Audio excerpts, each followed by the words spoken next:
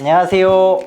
서울원병원 정형외과 원장 김무현이라고 합니다. 제가 오늘 소개시켜 드릴 질환은요, 족부에서 가장 유명한 질환, 무지외반증입니다.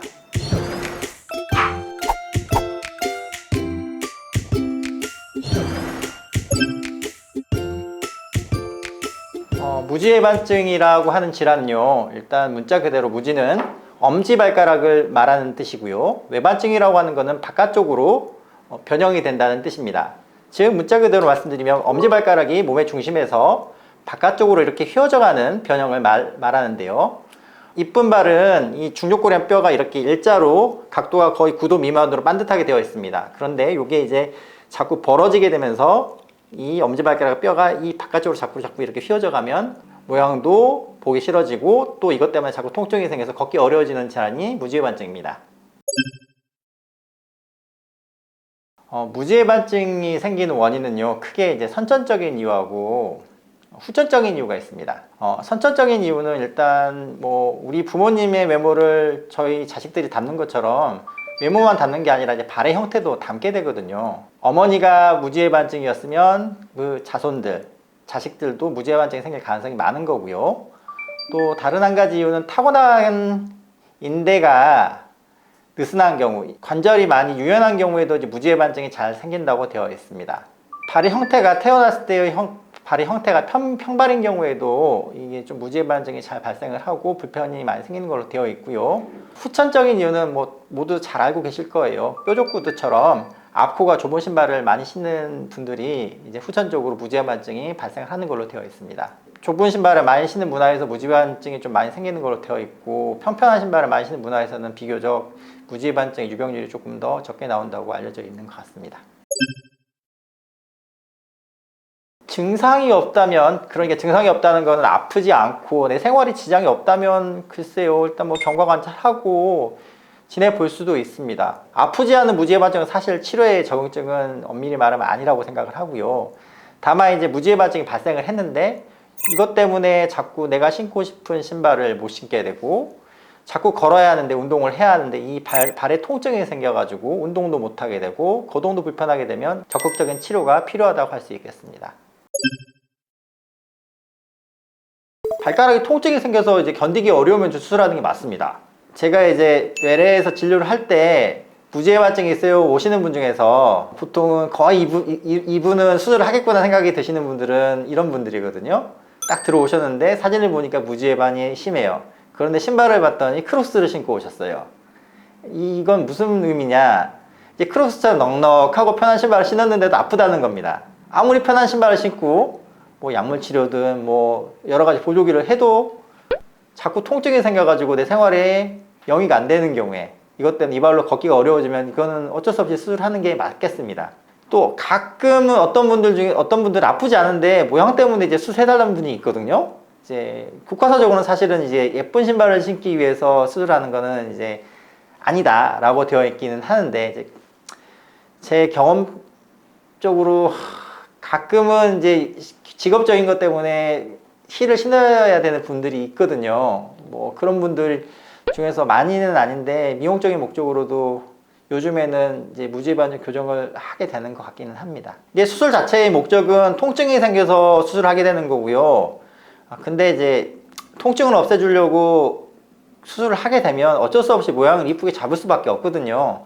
이제 발가락이 이제 정상에 가깝게 이제 교정이 되어야지 디뎠을 때 통증도 많이 없고 이제 본인이 많이 편하게 되는 거라서, 사실은 미용적인 목적이 먼저는 아닌데 통증을 완화시켜주는 효과를 충분히 얻으려면 이쁘게 만들 수밖에 없는 수술입니다.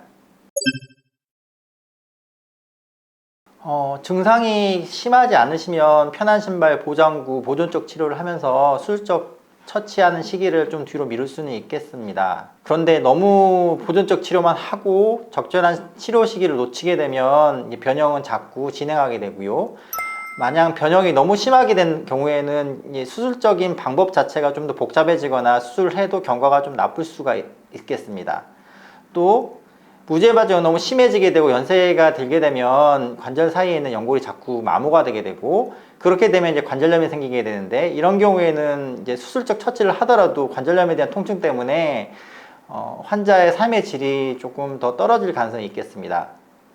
그래서 만약에 통증이 유발이 되고 내 삶이 이 발가락 때문에 많이 불편함을 느끼시면 너무 미루지 마시고 족부 전문의를 찾아가셔서 적절한 처치를 받으시는 게 바람직하다고 생각합니다. 간단하게 무지해반증 수술법에 대해서 설명을 드리도록 하겠습니다.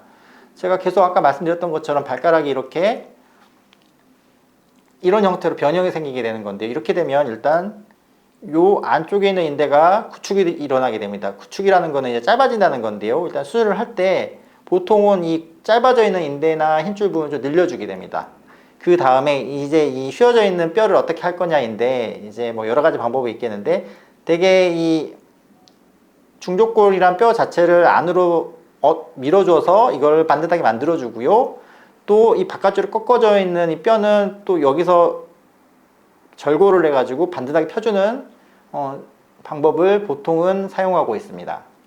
예전에는 이제 보통 이 뼈를 완전히 다 노출을 시키고 절개를 한 상태에서 이제 교정하는 수술법을 많이 사용을 했는데, 요즘에는 미세침습 수술법이 개발이 되어 가지고 작은 구멍 몇 개만 뚫고도 이제 아까 설명드렸던 그런 모든 절골 수술이 다 가능하게 되었고요. 그렇게 됨으로써 이제 뭐 미용 쪽으로 겉에 있는 반응도 많이 줄어들고 수술 후 통증도 좀 많이 없어지게 되는 것 같습니다. 무지해반증이 있다고 해서 무조건 수술적 처치를 하는 것은 아닙니다. 물론 지금부터 설명드릴 비수술적 치료를 한다고 해서 이렇게 휘어져 있는 발가락의 변형이 곧바르게 이제 교정이 되거나 그런 효과가 있는 것은 아닌데, 통증을 완화시키거나 일상생활에 삶의 질을 개선시켜주는 데는 도움이 될 수 있을 것 같습니다. 무지해반증 비수술적 치료에는 크게 약물치료, 보조기 치료, 그리고 근력 강화 운동과 같은 재활치료 등이 있겠습니다. 먼저 발가락이 이렇게 휘어진 경우에 이 튀어나왔던 부분에 주변에 있는 점액낭에 염증이 생겨서 통증이 발생하는 경우가 많습니다. 그런 경우에는 이제 염증이 생겼으니까 병원 내원하셔가지고 약물치료라든지 물리치료, 충격파 치료 같은 것을 하면 증상을 많이 호전시킬 가능성이 있겠습니다. 그리고 이제 무지해반증 있으신 분들이 되게 병원 내원하시기 전에 병원에서 하는 치료하기 전에 보통 이제 여러 가지 보조기 치료들을 시도해보고 오신 분들이 많습니다. 가장 흔한 거는 발가락 사이에 끼는 실리콘 같은 것을 많이 하고 오시는데요. 실리콘 보조기를 끼우는 것도 사실 통증 조절에는 크게 도움이 된다고 할 수 있습니다. 다만 이게 이제 통기가 잘 안 되기 때문에 땀이 자꾸 배이게 되고 오래 착용할 수가 없고요. 또 요것 때문에 또 피부가 짓무르다든지 그런 일이 생길 수가 있겠지만, 많이 아픈 경우에 시도를 하시면 통증 완화에는 좀 도움이 될 수 있다고 생각합니다. 자꾸 이렇게 변형이 심해지게 되면 이 발가락 관절 주변의 안쪽은 근육이나 힘줄이 짧아져서 단축이 되게 되고요. 바깥쪽에 여기 인대나 힘줄은 자꾸 늘어나게 됩니다. 그래서 이렇게 스트레칭을 자꾸 바깥쪽으로 당겨주는 스트레칭을 많이 하게 되면 일단 이쪽으로 안쪽으로 가게 된 힘이 좀 줄어드니까 증상 완화에 도움이 될 수 있을 것 같습니다.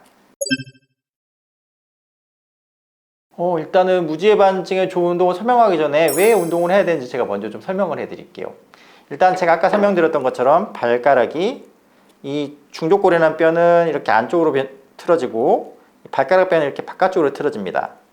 그러면 발가락 주변의 힘줄이 이렇게 반듯하게 가게 되는데, 이렇게 되면 힘줄들이 원래 있었던 자리에서 약간 안쪽으로 틀어지게 돼요.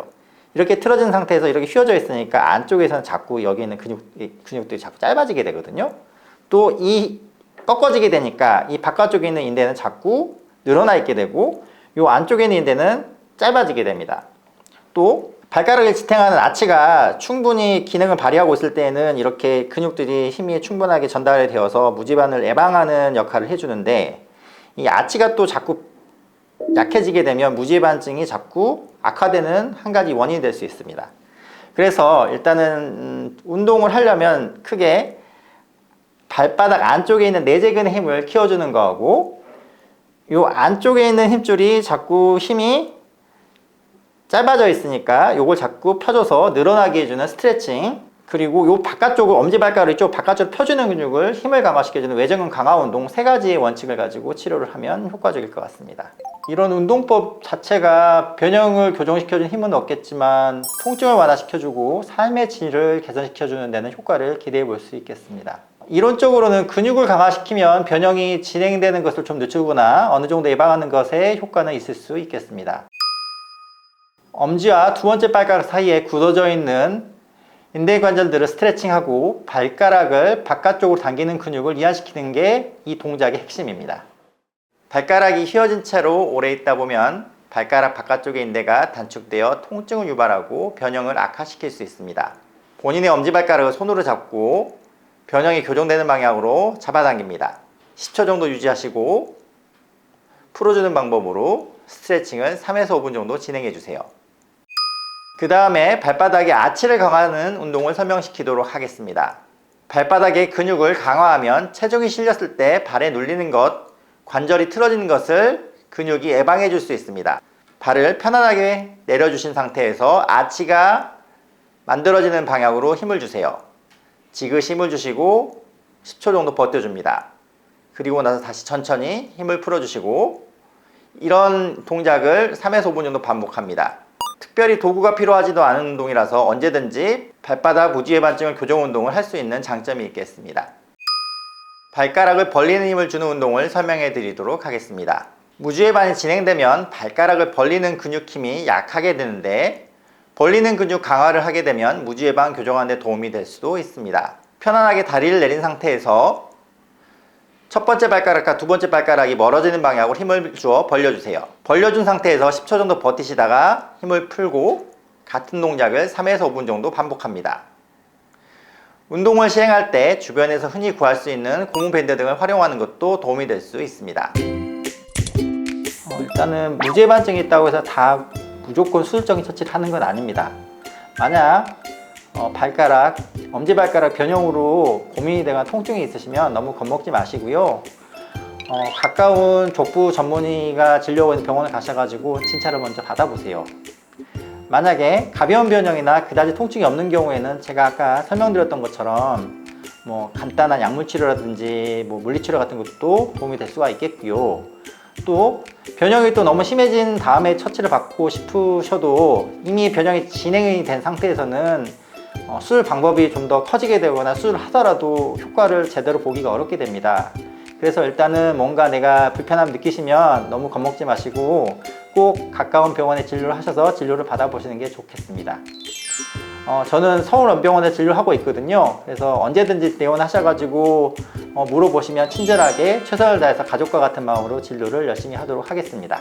감사합니다.